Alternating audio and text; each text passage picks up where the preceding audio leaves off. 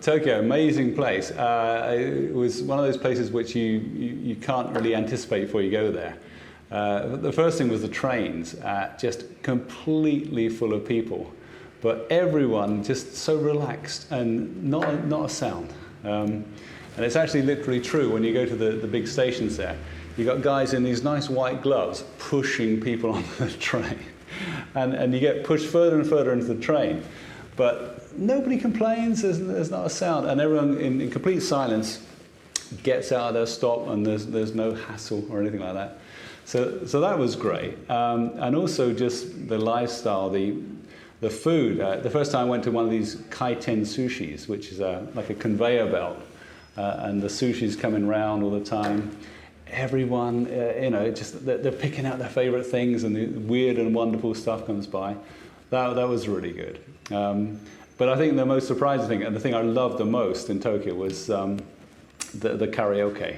The Japanese are crazy about this, and on the first day I was there, and it was really hot. It was incredibly humid in September in Tokyo, and I just wanted to get out of the heat, really. So I had no Japanese. I couldn't speak anything. All the signs are impossible to read.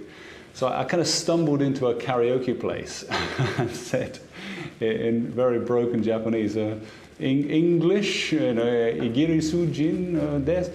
And they gave me a book, and they sent me to the room, and it was fantastic. It's a tiny little room, air conditioned, and there's a TV and this book with all these English songs. And so you just put a number in, and they come and you start singing, and they bring you a glass of fruit juice, and you can spend hours there, and it was so relaxing. I see why they like it. I mean, it doesn't matter if you can sing or not. It was just a great thing.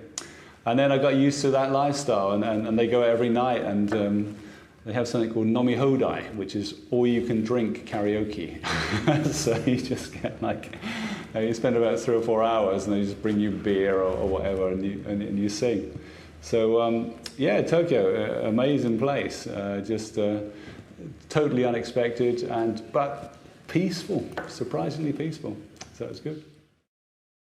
It was really funny because I'd been living in another smaller town in Mexico, and then I decided to leave and go to the big city.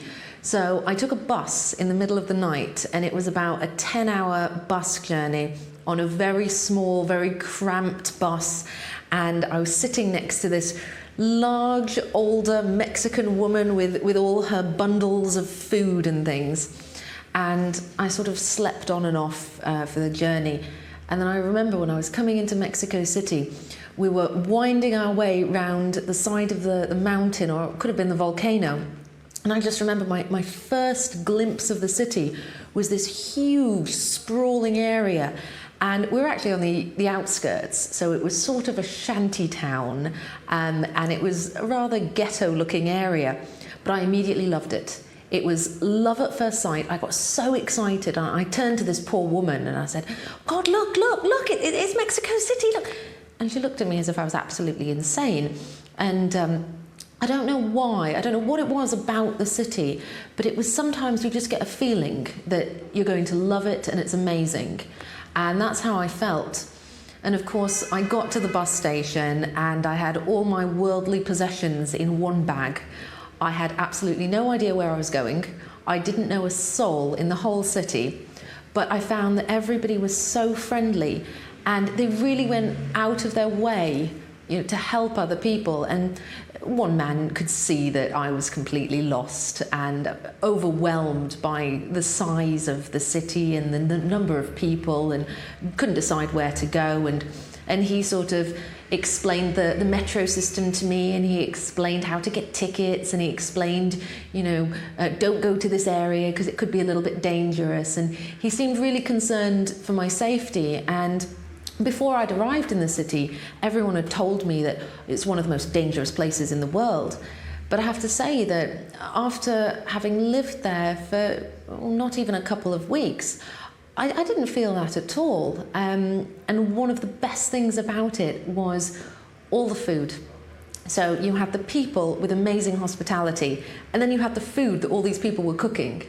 And I met so many nice people that just invited me in for fresh, wholesome, really traditional Mexican cooking. So it was the combination of really nice people, amazing food, and then just walking around. And I couldn't get over the fact that you'd be walking down a street and you'd have a 2,000-year-old ruined palace right next to a very modern glass metal skyscraper. And I thought that contrast of not even historic but ancient civilization with what people were doing now and that very modern look, it was just wonderful.